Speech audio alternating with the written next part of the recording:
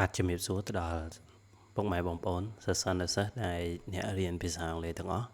បាទថ្ងៃនេះដែរខ្ញុំចង់មកចែករំលែកតាក់ទងទៅនឹងនិមិត្តសញ្ញាសំឡេងបន្តទៀតនៅក្នុង Phonetic Symbol បាទនេះគឺជាវីដេអូភាគ3ដែលតពីវីដេអូភាគមុនណាភាគ1ភាគ2ហើយ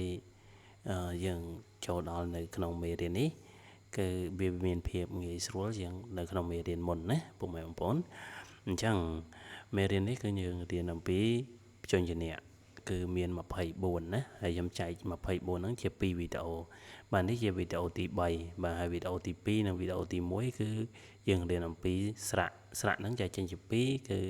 ស្រៈខ្លួនឯងនិងដេបសងណាបាទអញ្ចឹងយើងអត់បានរំលឹកវាទេបើសិនជាពុកម៉ែបងប្អូនតើបានមើលវីដេអូភាគ1និងភាគ2សូមចូលទៅនៅក្នុង channel ហ្នឹងគឺក្នុងនឹងមានវីដេអូភាគ1និងភាគ2រួចហើយបាទអញ្ចឹងយើងចូលដល់សម្លេង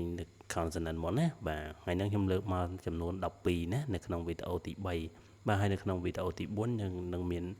វីដេអូបាទព្យញ្ជនៈចំនួន12ទៀតណាបាទសរុបទៅមាន24ណាបាទបាទអញ្ចឹងខ្ញុំមកចែកម្លែកបន្តទៀតណាពុកម៉ែបងប្អូននេះគឺជាសម្លេងផឹនេះចេញពីអក្សរ P ខ្លួនឯងណាបាទមើលទៅសម្លេងផឹណាបាទផឹបាទផឹអេណា pain ណាបាទយើងប្រែថាបិចណាស្លាបផ្កា pain បិចណាបាទនេះគឺជាសម្លេងប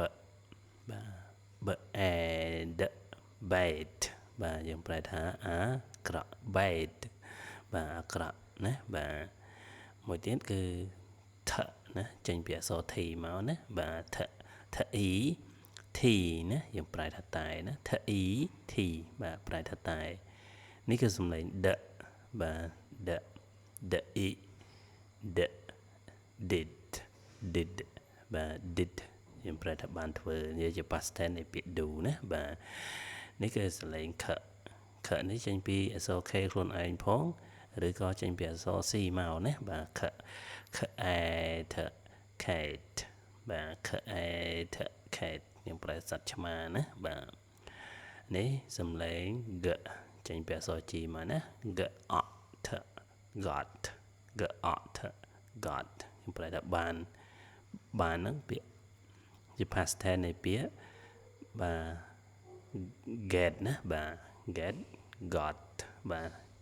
គាត់ថាអាន got អានត្រូវទេណា got បាទសំឡេងវាគឺនេះណាបាទបើយើងប្រកបអាន got ហើយណាបាទអញ្ចឹងយើងមើលសំឡេងទៅ got បាទសូមអធិស្ឋានបាទអញ្ចឹងយើងទៅអានជាមួយខ្ញុំសាថ្មីផប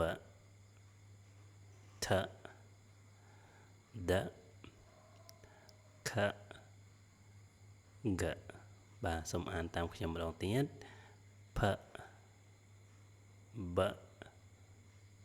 ថដខg បាទអញ្ចឹងទៅមើលវីដេអូបន្តទៅទៀតបាននៅក្នុងចំណុចទី7រហូតដល់ចំណុចទី12ណាបាទខ្ញុំនឹងបន្តទៀតបាទរូបរាងនេះគឺយើងទាមទារការមើលចុះមើលឡើងណាបានចាំបើសិនជាយើងមើលតែម្ដងទេយើងអាចភ្លេចណាបាទអញ្ចឹងយើងមើលបន្ថែមទៀតបាទចុះដល់លេខ7គឺសំឡេងឆបាទឆនេះចេញពីអក្សរ CH មកណាបាទឆបាទណាឆអ៊ីណឈិនណាបាទឆអ៊ីណ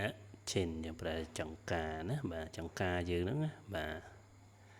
ឆណាបាទទី8សំឡេងចណាបាទ consonant ចចេញពីអក្សរ GE ឬក៏អក្សរ J ណាចអ៊ូណជូន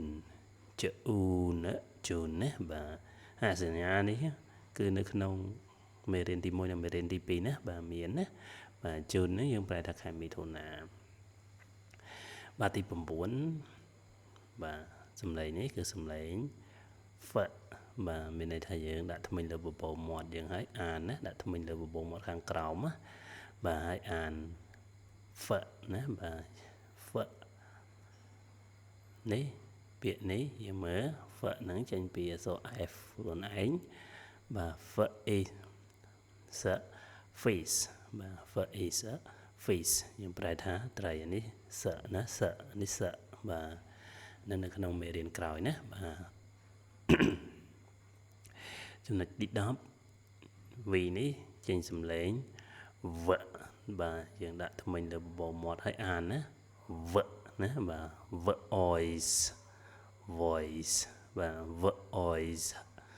voice បាទយើងប្រែសំឡេងណាបាទនេះគឺស័កមានតែយើងរៀនដាក់អានណា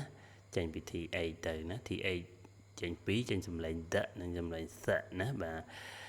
ស័កនេះស័កអ៊ីណាសិនបាទពាក្យហ្នឹងយើងរៀនដាក់អានណានេះស័កបាទរៀនដាក់មកមុខតិចមកមិនរៀនមកវែងពេកទេរៀនមកធំដមមិនណាថ្មិញយើងស័កបាទស័កពាក្យហ្នឹងទៅរៀនដាក់អានណាមិនអានត្រូវស័កសិនណាស័កអ៊ីណាសិនយើងប្រែទៅស្ដើងរៀងស្កើមណាបាទពាក្យហ្នឹងយើងរៀនដាក់អានណាស្រៈហ្នឹងព្យញ្ជនៈហ្នឹងបាទសូមអធិស្ឋានព្យញ្ជនៈហ្នឹងយើងរៀនដាក់អានណាបានត្រូវបើសិនជាយើងអត់រៀនដាក់អានទេអានអត់ត្រូវទេបាទហើយទី12 the ណា the